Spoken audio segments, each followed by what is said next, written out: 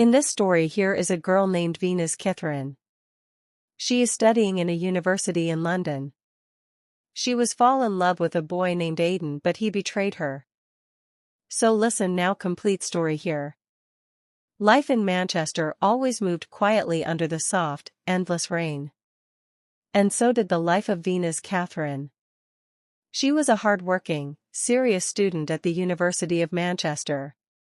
Living in a hostel, juggling studies, assignments, and searching for job opportunities. Her parents lived in London, but Venus had chosen to live away from them for her education. One day, she received a call from a major company. She had a job test in Liverpool. It was a big opportunity. On the test day, she woke up early, reached the station, and boarded the train in the middle of a light drizzle. The train was crowded, but luckily she found a window seat.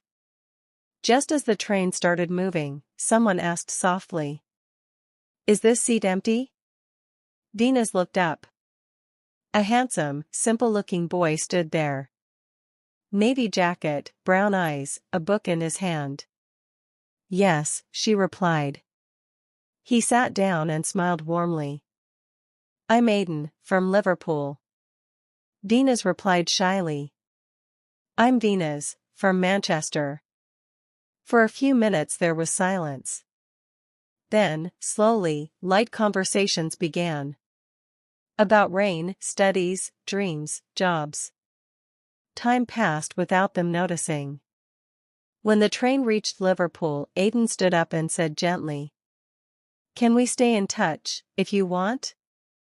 After thinking for a moment, Venus gave him her number. There was something sincere about him. That very night, Aiden messaged her. "Reached home? I hope your test went well." The message filled her heart with a soft, sweet warmth. From that day, conversations became routine. Morning, evening, late night. Messages, calls, jokes, stories.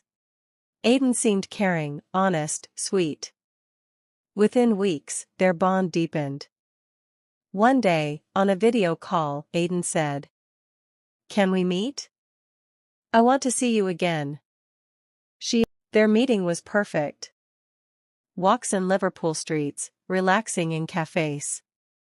Aiden held her hand gently and said, "Venus, I think I'm falling for you."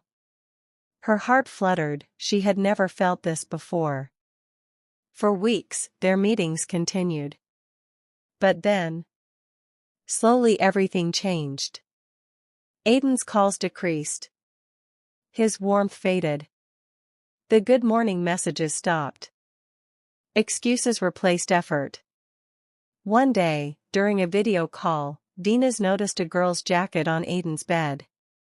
He immediately moved the camera away.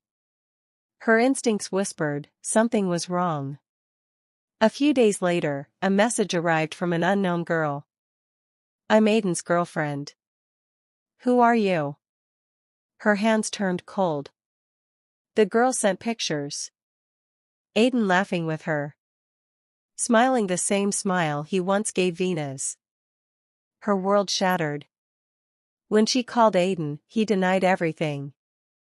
Then, annoyed, he said, "Come on, Venus, we were just having fun.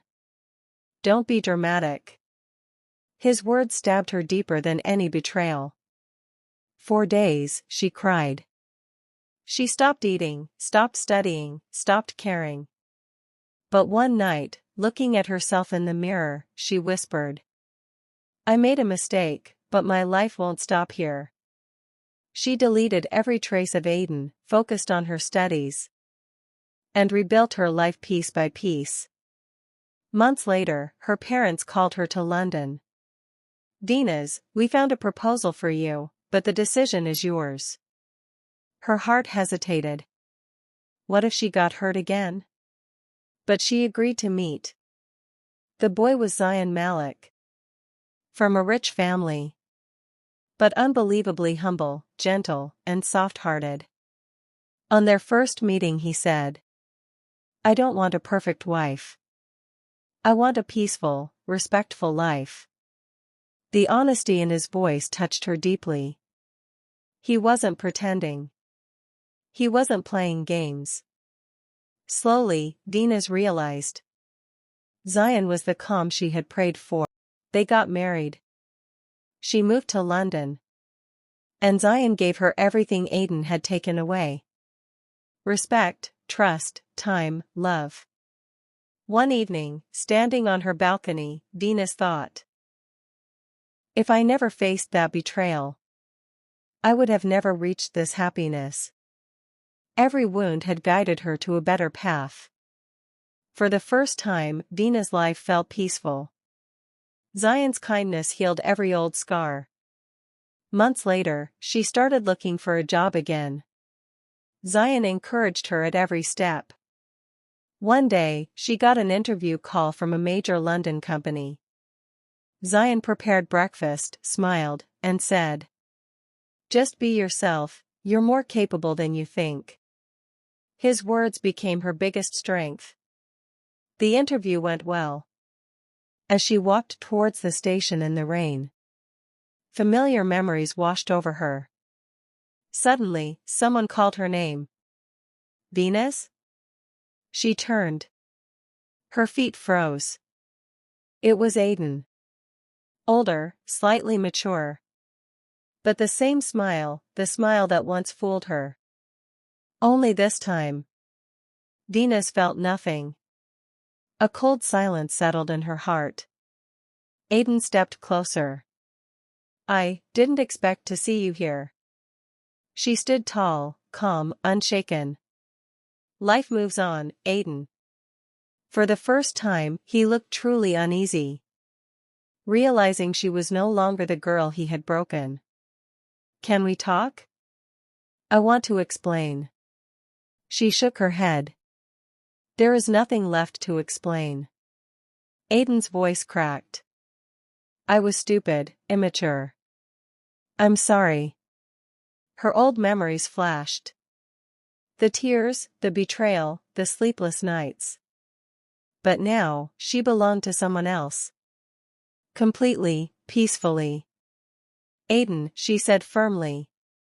"I forgave you long ago, not for you, but for myself, so I could move on."